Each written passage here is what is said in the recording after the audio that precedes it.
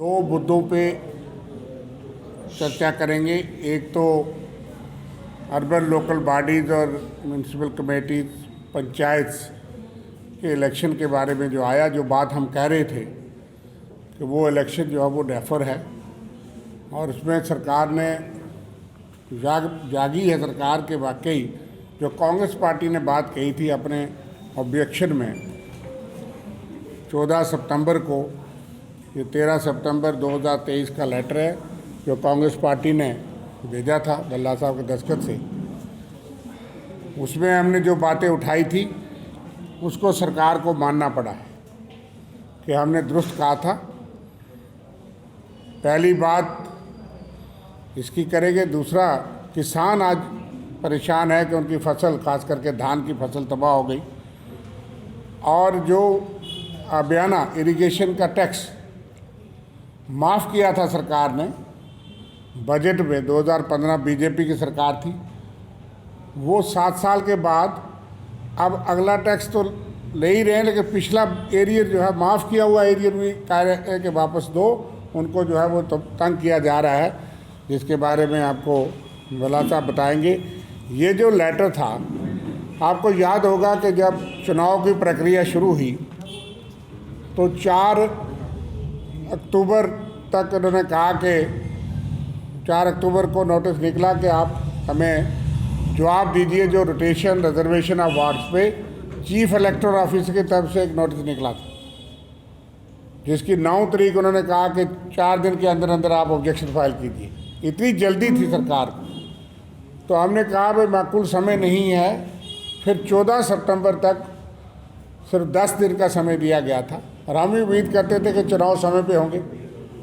Act ये कहता है कि म्यूनसिपैलिटी कॉरपोरेशन के चुनाव उनकी मियाद ख़त्म होने तक, लाइफ ख़त्म होने तक, टर्म ख़त्म होने से 1 महीना पहले संपन्न होने चाहिए। आज अखबार में आ गया है कि वो अक्टूबर, नवंबर, दिसंबर तक सारी जो अर्बन बॉडीज़ हैं उनकी लाइफ ख़त्म हो जाएगी, टर्म ख़त्म हो जाएगी। 1 महीने पहले ये चुनाव संपन्न होने चाहिए थे, लेकिन उस वक्त जल्दी की हुई थी।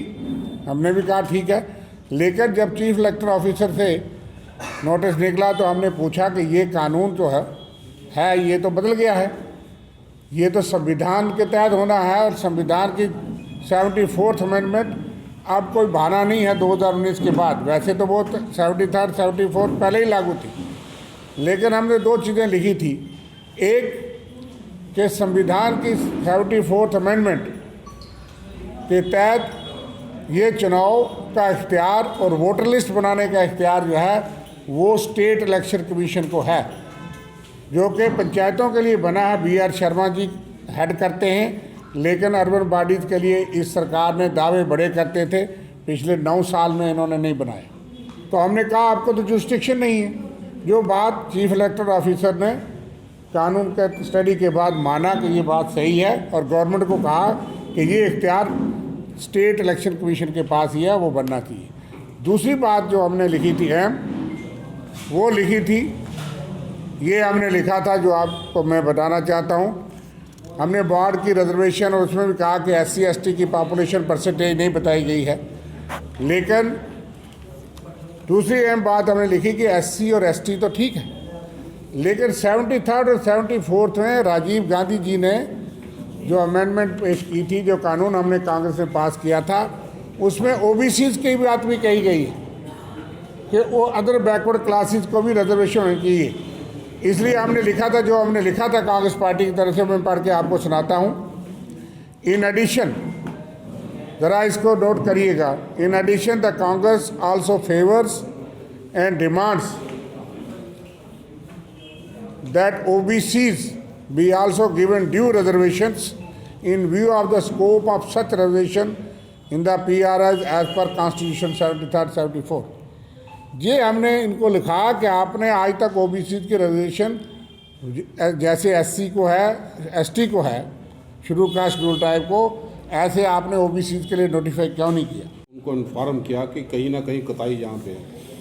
सरकार सोई हुई थी, उसको जगाने का काम कांग्रेस ने यहाँ पे किया और मैं समझता हूँ कि फिर भी हर वक्त हम इनको जगाते रहेंगे और यही मांग करेंगे कि इलेक्शन अथॉरिटी जो जम्मू कश्मीर की है फौरी तौर पे इस पर कदम उठाए, डिले करने का काम बंद कर दे ताकि जमहूरियत बहाल हो और असेंबली के लिए रास्ता साफ हो जाए। और हमें रियासत का दर्जा भी यहाँ पे चाहिए। जिस ढंग से बड़ा अच्छे ढंग से इन्होंने अपने अर्बन लोकल बॉडीज़ की बातें यहाँ पे की, ये डेमोक्रेटिक प्रोसेस का एक निचली स्तर पे ग्रास रूट लेवल का एक बहुत बड़ा इंस्टीट्यूशन है, जिसको डिले करने का काम यहाँ का डबल इंजन का प्रशासन यहाँ पे कर रहा है। और इलेक्शन अथॉरिटीज़ को चाहिए कि फौरी तौर पे इस पे अपने कदम यहाँ पे उठाए। और साथ में ख़ास तौर पर किसानों के बात लेके, जो किसानों की फसलें तबाह हुई, अभी तक भी कोई उनकी असेसमेंट करने के लिए कहीं जहाँ पे नहीं गया। और उसके साथ साथ जो अभियाना जो था, जिसको पिछली सरकार ने ख़त्म कर दिया था 2014-15 के बाद, आज दोबारा उसी अभियाना को लेके इरीगेटेड लैंड पे फिर दोबारा, और पिछले केसेस में भी रिकवरी का काम यहाँ पे सरकार यहाँ पे कर रही है। तो हम सरकार से मांग करते हैं कि जो डिसीजन यहाँ पे था, जिसको अबॉलिश किया गया, किसानों को राहत देने की बात करें और अभियाना जो पहले अबॉलिश किया गया था उसी पे वहाँ पे वो स्टिक यहाँ पे करें। तो मैं समझता हूँ आज किसान जो है वो परेशान है। किसानों की बात रखते हुए भी ये जो डबल इंजन का प्रशासन जो सत्ता के नशे में सोया हुआ है, इस तरफ भी जागे और कदम उठाए ताकि किसानों को राहत यहाँ पे मिले। ये हमारा यहाँ प्रदर्शन था। 4 साल के बाद यूटी दिवस बन रहा है, जबकि वादे और ऐलान है कि हम जल्द से जल्द स्टेट बहाल करेंगे। चौथे साल इनको याद आया, इनकी मंशा ये है कि ये स्टेटहुड देने वाले नहीं हैं। हमने ज़ोरदार प्रदर्शन किया और ये गांव-गांव, ज़िला स्तर, ब्लॉक स्तर पर ये आंदोलन पहुंचेगा हमारा। कांग्रेस पार्टी लड़ रही है और हम ये चाहते हैं कि तमाम वो पार्टी जो डेमोक्रेसी में विश्वास करती हैं वो इसका विरोध करे और सख्त करे। और बीजेपी जो मुंह से कहती है कि चुनाव भी होने चाहिए, लेकिन सेंटर में बैठ करके चुनाव नहीं करवाते। बीजेपी जो कहती है कि यूएलबी पंचायत 73, 74 की बातें करते थे, आज वो भी ख़त्म हो रही है। और जो बची खुची डेमोक्रेसी है वो भी तानाशाही और जो डिक्टेटरशिप बन जाएगी, उसका हम बात कर रहे हैं कि ये इनको पहले क्यों नहीं जागे। ये तो कांग्रेस पार्टी के जगाने पे जागे और ये इलेक्शन कमीशन और ये ओबीसी को प्रक्रिया अगर शुरू होगी, लेकिन ये पहले होना। हम किसी से तुलना नहीं करेंगे, हम दुनिया की सबसे बड़ी डेमोक्रेसी हैं, इसलिए हम तुलना नहीं करते। लेकिन यहाँ पे हिंदुस्तान के किसी हिस्से में 5.5 साल से असेंबली चुनाव ना हो और कहीं बची खुची जो बुनियादी इंस्टीट्यूशन है उनको भी ख़त्म कर दिया जाए, ये बहुत गंभीर बात है। और दूसरी बात जो भल्ला साहब ने कही कि आज किसान जो हैं वो बड़े परेशान हैं, और ये 2015-16 की बजट स्पीच है जो इन्हीं की सरकार थी। बीजेपी के जो लोग गूंगे बहरे होकर के बैठे हैं, ना वो स्टेटहुड के लिए बोलते हैं, ना चुनाव के लिए बोलते हैं, सिर्फ आपको भाषण दे करके सुनाते हैं, लेकिन अपनी सरकार को नहीं कहते। ये उनकी बजट स्पीच है जिससे उन्होंने इरिगेशन टैक्स माफ़ किया था। 2022 में एक लेटर निकलता है कि ये इरिगेशन टैक्स जो है पिछला भी रिकवर करो। सरकार माफ़ करने के बाद रिकवर कैसे कर सकती है?